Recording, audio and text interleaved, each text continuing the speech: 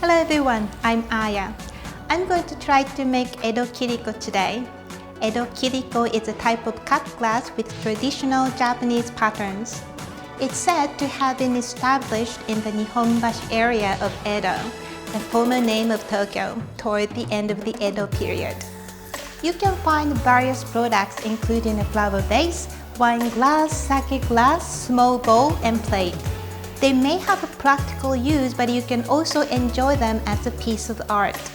I can't wait to see what I can make today. Are you ready? Let's go on a trip to Japan with me. Hanasho is located in Nihonbashi, which is close to Tokyo Station. As you might have guessed, Nihonbashi has been the center of Tokyo economically and culturally ever since Tokyo was called Edo. You might have seen ukiyo-e prints of busy Nihonbashi scenes like this. At this traditional location, Hanasho opens the door to its store to the public and contributes to the preservation and promotion of Edo Kiriko, one of the most treasured crafts from the Edo period. Before experiencing Edo Kiriko making, I must take a good look at their products. From the tiny sake glass to the large flower vase, they make various glass products, and colors and patterns on them make each of them unique and precious. I don't get tired of appreciating these highly artistic pieces. I feel like I am at a museum.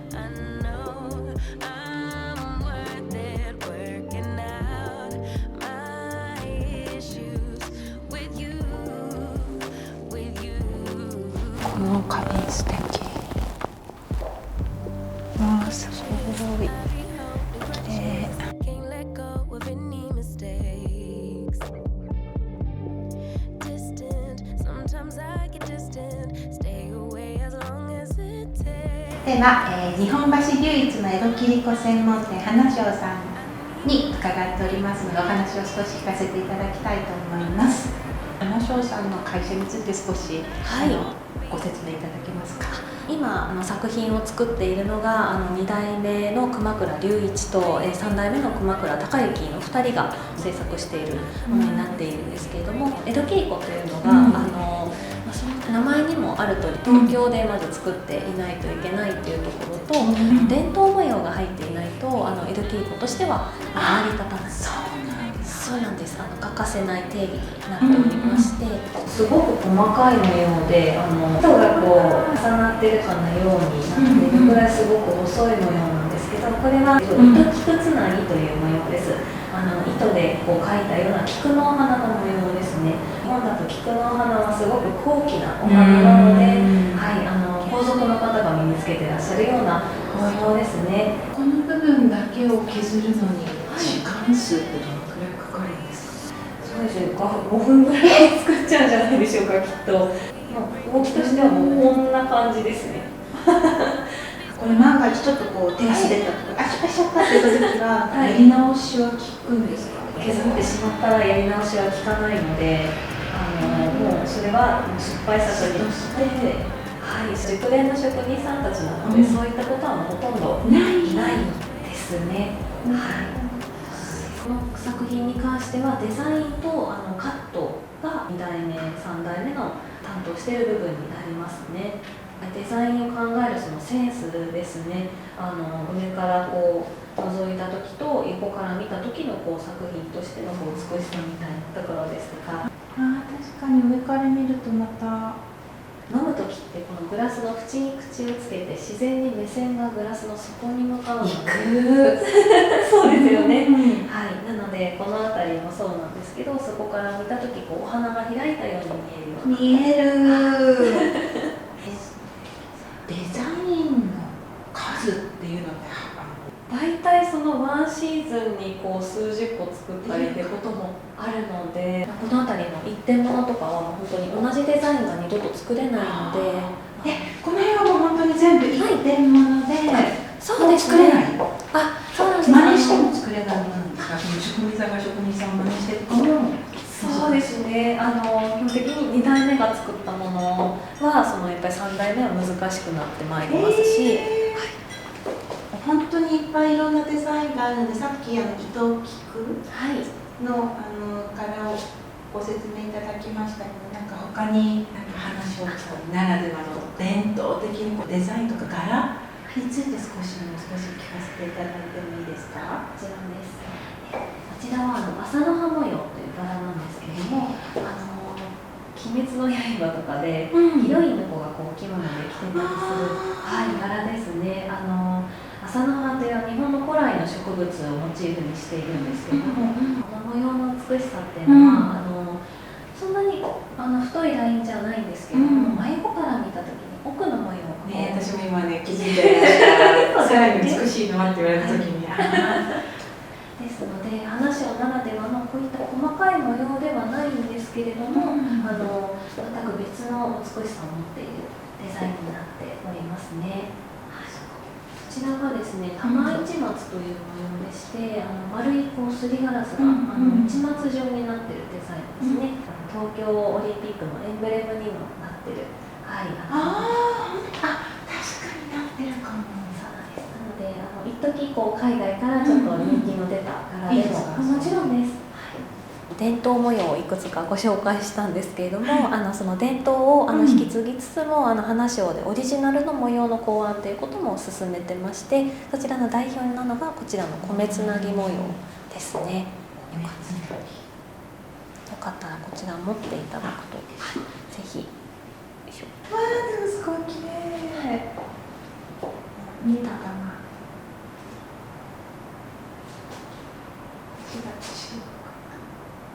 で、これが洞爺湖サミットでした。そうです。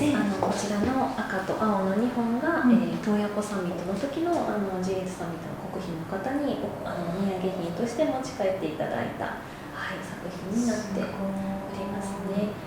模様としては名前の通り米の粒をモチーフにしておりまして、そうなんです。この一粒一粒を人の手で全て手作業で形を揃えているんですよね。こういうふうにやるとまた綺麗ですね。そうなんです。さっきの麻の葉をより細かくしたような綺麗、キラキラ。こちらの柄は世界で一人しかカットができないというくらい花菖でも最高技術のカットなんですね。そうなんだ。もしよかったらグラスとかも持っていただきたいんですけれども、持った時にすごく持ち心地がいいのが特徴でして、粒のサイズが均等に揃っているので美しく見える、持ち心地のいいグラスなんですね。じゃあ人気商品について聞かせてください。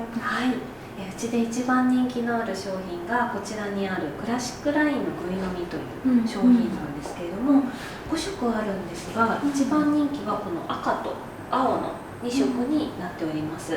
以前2014年にオバマさんが来日、された際に安倍首相から差し上げられた、これなんですか？そうなんです。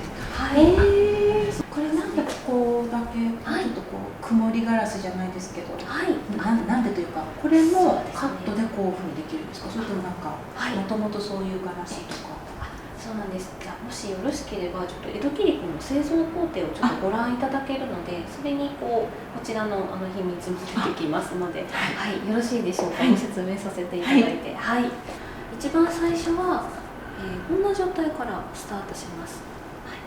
青一色のガラスに見えているんですけれども、実はこれ2色のガラスからできております。色着せガラスと言われるものでして、名前の通り色が着せてあるガラスということで、グラスのこの表面外側だけ色ガラス、青いガラスがかぶさっているような状態なんですね。こちらを外側からカットしていきますと、青いガラスがこう削れまして、中から透明なガラスが出てきて、そうなんです。こういう白い模様になって出てくる仕組みなんですね。グラインダーという今日体験で使っていただく機械、職人さんも同じものを使ってるんですけれども、円盤みたいな刃がぐるぐると回転している機械ですね。でその刃の先端に当てることでこういうふうにカットしていきまして、職人さんグラインダーの刃の種類は10種類以上使い分けて削ってますので、こういった細かい模様も全て手作業で一本一本、カットしているるものになります。こちらがそうなんです、細かい模様も下書きするんですかって聞かれるんですけど、そうなんです。最初にされる下書きはこれしかないんですね。これはちょっと均等な6等分の線が、引かれております。この線だけを頼りにカッティングをこう入れていきまして、こちらが全てカットが終わったものになりますね。これが完成品？見ていただくとカットした部分が全部すりガラスといって半透明な状態になっているのが分かりますかね。近くで見ていただくと、こう曇った状態にそうなんですなってるんですね。こちらではまだ完成はしてない状態なので、最後にこちらに研磨剤というものをつけて、一度カットしたラインにもう一度磨きの刃を通すようにしてグラスを研磨していきます。そうするとこの曇っている部分に輝きが出まして、こちらが完成品になりますね。キラキラ本当だ。全然違いますよね。そうなんです。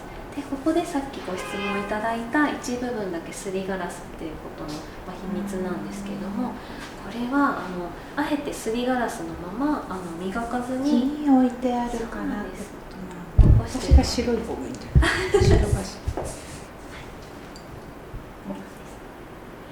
ピカピカのグラスと比較してすりガラスはちょっと優しい印象になりますので、デザインの中にすりガラスをあえて取り込むっていうのは花匠が積極的にやってる技術ではありますね。それってそんなにここだけ磨く、ここだけ磨かないってできるの？そうなんです。うちはこのカットの職人さんが磨きまでできるのが一応強い方法でして、大体の職人さんってカットだけがお仕事なんですけれども、うちの花匠の職人さんはこの磨きもできる職人さんがいるんですね。触ってもいいですか？もちろんです。これも美しい。見て本当綺麗。私がこういうふうになってた。これこそ本当に口に口をつけた時内側のすごいお花だ。これすごいドアップとかの方がいいんじゃない？口で飲んだ時にお花が浮かび上がる。When viewed from the side, the pattern behind can be seen. When you put your mouth on the glass and drink from it, a floral pattern emerges on the bottom of the glass. How delicate and beautiful! I thought this was a work of art that impresses and delights the user. Next, we will actually make Edo Kiriko. If you are interested in Edo Kiriko, please watch the next episode too. Thanks for watching. See you next time.